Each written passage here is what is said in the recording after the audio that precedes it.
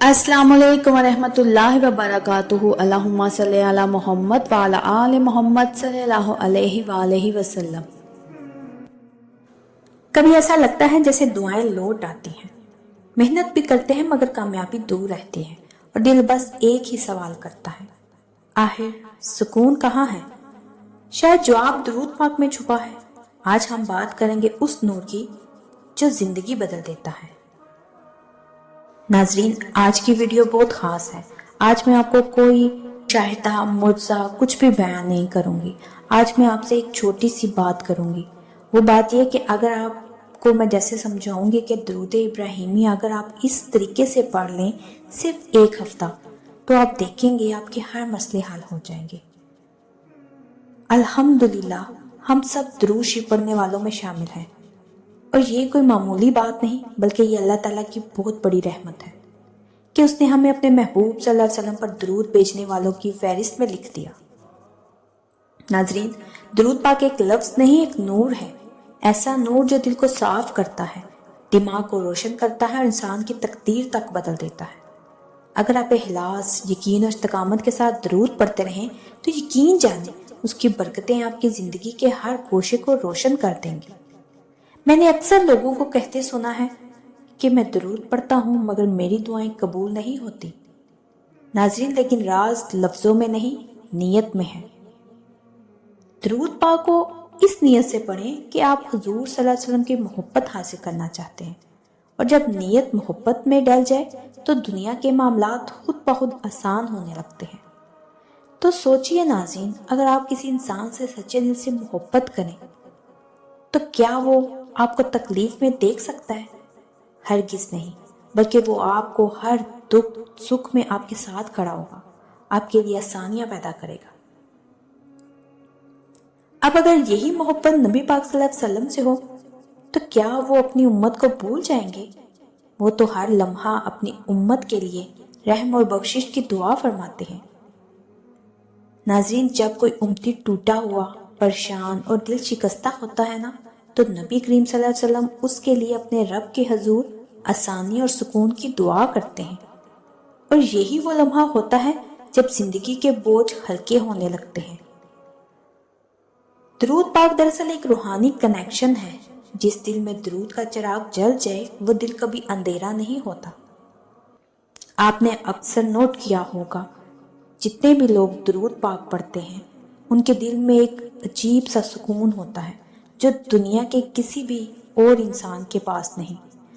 जब आप दुरूद पाक पढ़ते पढ़ते सो जाते हैं, आपको ऐसी नींद सुकून वाली आती है, लगता है जैसे कभी जिंदगी में वो नींद पहली दफ़ा आई है आपके पास।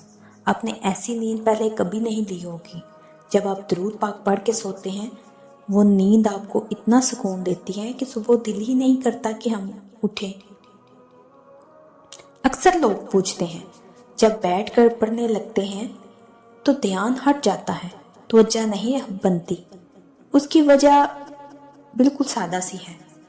हम दिन भर सोशल मीडिया, वीडियोस, आजकल तो व्लॉग्स चल रहे हैं, और तस्वीरों के समुंदर में गुम रहते हैं।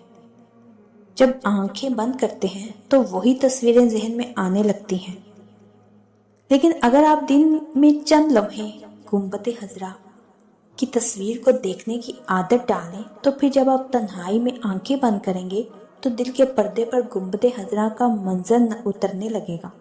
आप एक बार आजमा के देखिए, फिर दुरूद पढ़ना एक इबादत नहीं, एक रूहानी सफर बन जाएगा।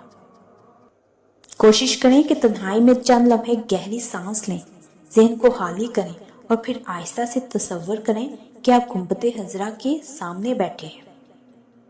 आप दुरूद पढ़ रहे हैं और गुंबद हजरा से निकलने वाला नूर आपकी आंखों से गुजरता हुआ दिल में उतर रहा है।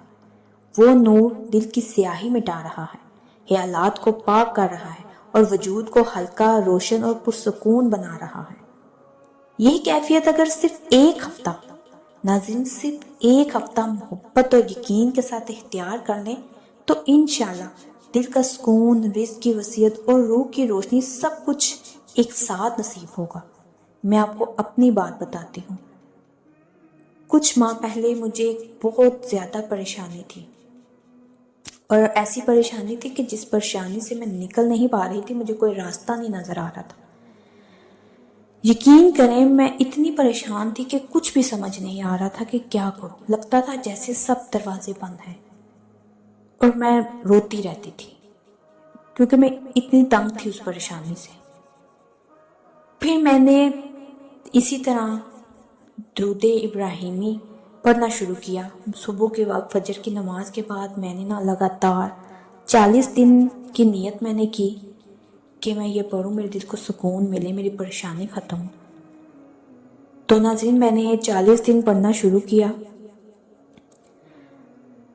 میرے دل میں اتنا سکون آیا، 313 بار میں نے پڑھنا شروع کیا کہ روزانہ میں نے ایک ٹارگٹ رکھا کہ نماز کے فوراً بعد میں بیٹھ جاتی تھی پڑھتے، آنکھیں بند کر کے یہی گنبد خضرا کے تصور آنکھوں میں رکھ کے، خانہ کعبہ کو تصور میں رکھ کے، مدینہ کو تصور میں رکھ کے میں ایسے پڑھتی تھی۔ میں محسوس کرتی تھی کہ جیسے میں وہیں کھڑی ہوں، وہیں بیٹھ کر پڑھیں۔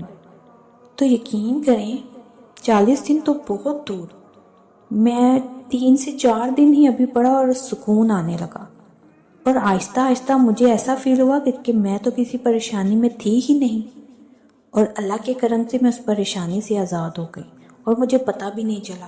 یقین کریں میں بھول گئی کہ میری پریشانی کیا تھی۔ تو اسی طرح رات سونے سے پہلے یہی تصور قائم کریں، کیونکہ جب انسان سوتا ہے تو اس کا لاشعور جاگتا ہے، اور وہی نورانی کیفیت آپ کے اندر گہرائی سے بیٹھ جاتی ہے۔ پھر اگلی صبح جب جاگیں گے تو دل خود بخود درود پڑھنے کو تڑپے گا۔ درود پاک محض الفاظ نہیں، یہ دل کا سفر ہے، اور جو دل سے چلتا ہے وہ کبھی رکتا نہیں۔ یہی راستہ ہے روشنی، سکون اور قرب مصطفیٰ صلی اللہ علیہ وآلہ وسلم کا۔ تو ناظرین آپ نے صرف ایک ہفتہ پورے دھیان کے ساتھ درود شریف کا عمل شروع کرنا ہے۔ تعداد آپ خود ڈیسائیڈ کر لیں کہ آپ نے 313 بار پڑھنا ہے، 100 بار پڑھنا ہے، جتنی بار آپ آسانی سے پڑھ سکیں، اس میں کوئی پابندی نہیں۔ آپ پڑھنا شروع کریں، صرف ایک ہفتہ آپ پڑھ کر دیکھیے۔ ایک ہفتہ تو دور، آپ 3-4 دن پڑھ کر دیکھیں گے نا جب ایسے، تو آپ خود محسوس کریں گے کہ واقعی یہ معجزہ ہوتا ہے۔ ایک نور، ایک رحمت اللہ پاک آسمان سے اتار کر بندے پر جیسے نچھاور کرتا ہے نا، ویسے آپ کو فیل ہوگا۔ تو آپ ایک ہفتہ ایسے اسی طریقے سے محبت، توجہ اور یقین کے ساتھ پڑھ کر دیکھیے، انشاءاللہ آپ کی زندگی بدل جائے گی۔ دل کا سکون، رزق کی برکت اور روح کی روشنی سب ایک ساتھ نصیب ہوگی۔ تو کون کون آج سے ہی شروع کر رہا ہے مجھے کمنٹس میں ضرور بتائیے گا۔ تو ناظرین اگر آپ کو میرے یہ الفاظ دل سے لگے ہوں تو میرے چینل کے ساتھ جڑے رہیے، میرے چینل کو سبسکرائب کریں، لائک کریں، شیئر کریں، اور مجھے کمنٹس میں ضرور بتائیے گا کہ کون کون درود پاک پڑھتا ہے۔ ایک نئے مشاہدے کے ساتھ دوبارہ حاضر ہوں گی۔ جزاک اللہ خیر۔